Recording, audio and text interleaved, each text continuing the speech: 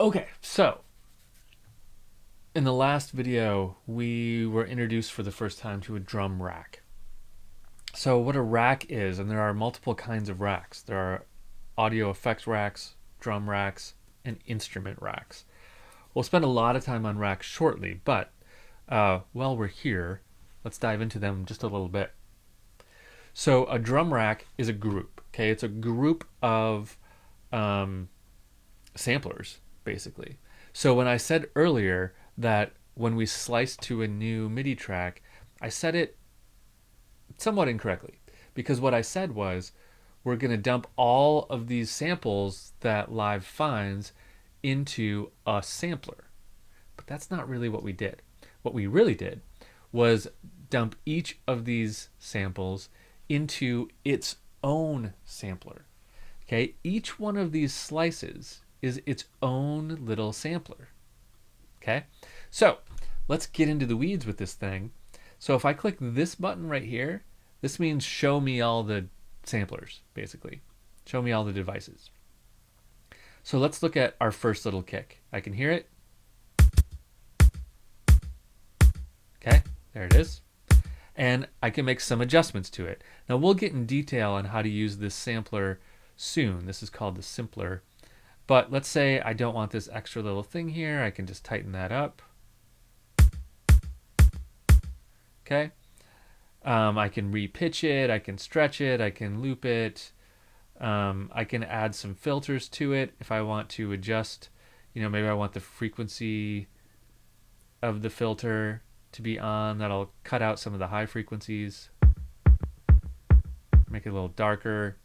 I can turn that off. I can add an envelope to it. We'll go over all this stuff later.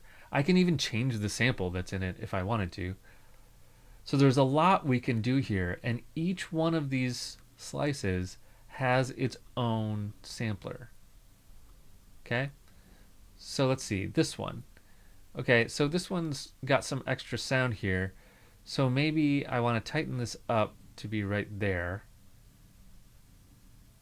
Let's hear that. Oh, that's our big, huge snare, isn't it? Yeah, we want that to go all the way.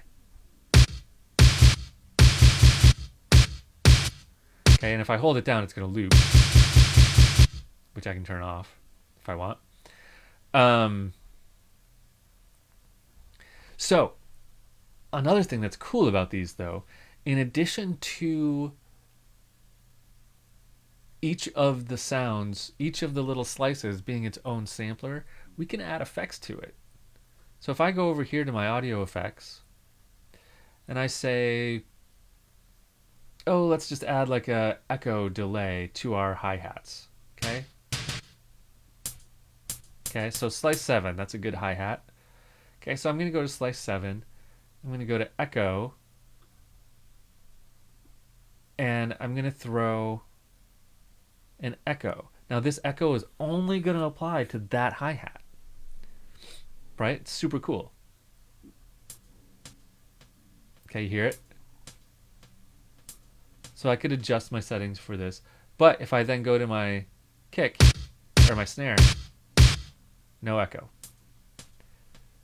In fact, if I click away from slice 7, click on slice 8, echo's gone. That echo is only on that hi-hat. So if you want to apply effects to each individual sound, this is a really good way to do it. The way we did it up here, even before I consolidate it, you can't add effects to each individual sound unless I put the sounds on different tracks. So this is the better way to do that.